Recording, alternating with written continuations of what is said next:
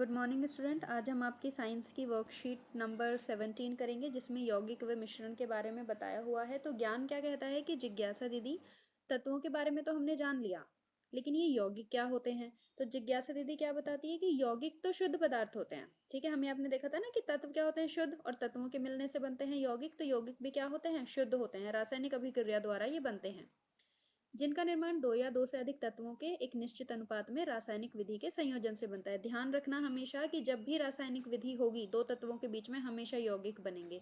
और कोई भी दो चीजें ऐसे ही बस मिक्स हो गई हैं, कोई रासायनिक विधि नहीं हुई है, रासायनिक अभिक्रिया नहीं हुई है, तब हम उन्हें क्या कहेंगे, मिश्रण।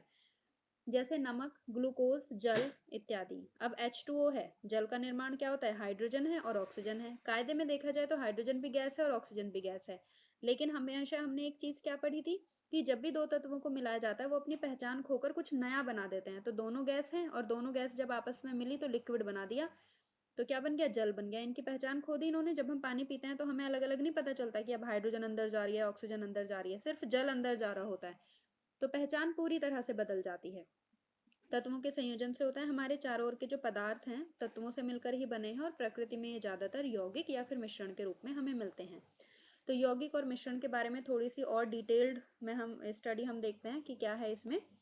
सबसे पहले यौगिक का हम देखेंगे, मिश्रण का। इनके बीच में अगर अंतर आएगा तो सीधा सीधा आपको क्या करना है, कॉपी में बस एक लाइन ऐसे बनानी है और ये पॉइंट्स आपके क्या हो गए, अंतर हो गए, जैसे हम अंतर लिखते हैं। ठीक है, यौगिक क्या है, इनका निर्माण हमेशा रासायनिक अभिक्रियाओं द्वारा होगा। इंपॉर्टेंट पॉइंट है, याद रखना, हमेशा रासायनिक अभिक्रिया होगी तो यौगिक बनेंगे। ये शुद्ध पदार्थ कहलाते हैं। संगठन सदैव स्थायी होगा, ऐसा नहीं होगा अपने आप ही टूट जाएंगे या नीचे बैठ जाएंगे कुछ कण, ऐसा कुछ नहीं होगा। पदार्थों के गुणधर्म इनके निर्माण में सम्मिलित तत्वों से पूरी तरह से भिन्न होते हैं। अभी जल का निर्माण हमने देखा था। यौगिक हमेशा एक निश्चित ताप पर द्रव या वाष्प में बदल जाते हैं। इसके जो घटकों को केवल रासायनिक प्रतिक्रिया द्वारा ही अलग हम कर सकते हैं। ऐसे नॉर्मली जितने भी हमारी भौतिक विधियां हैं उनसे हम अलग नहीं कर सकते कि छान लिया या कुछ भी कर लिया, उनसे अलग नहीं कर सकते। रासायनिक विधियां ही हमें यूज करनी पड़ेंगी। और उदाहरण क्या है इसका, जल, नमक, copper sulphate, carbon dioxide, methane इत्यादि। ठीक है, वहीं अब बात आती है मिश्रण की। तो कोई भी रासायनिक अभिक्रिया नहीं होती, बस मिक्स कर दिया। जैसे घर में हम नींबू पानी बनाते हैं ना, पानी मिलाया, उसमें नमक, चीनी और नींबू डाल दिया, जब हम पीते हैं तो सबका टेस्ट अपना आ रहा होता है। ऐसा कुछ नहीं होता कि कुछ नया टेस्ट बना, हमें पता चल रहा होता है कि क्या चीज़ कम है क्या चीज़ ज़्यादा। तो ये क्या है, एक मिश्रण है। तो इसमें क्या है, दो या दो से अधिक पदार्थों को किसी भी अनुपात में डाल दो। आपका मीठा ज़्यादा पीने का मन है, चीनी ज़्यादा डाल दो, नमक का मन है, नमक ज़्यादा डाल दो। कोई निश्चित अनुपात नहीं होता, लेकिन यौगिक में एक निश्चित अनुपात होता है हर चीज़ का। ये अशुद्ध पदार्थ कहलाते हैं।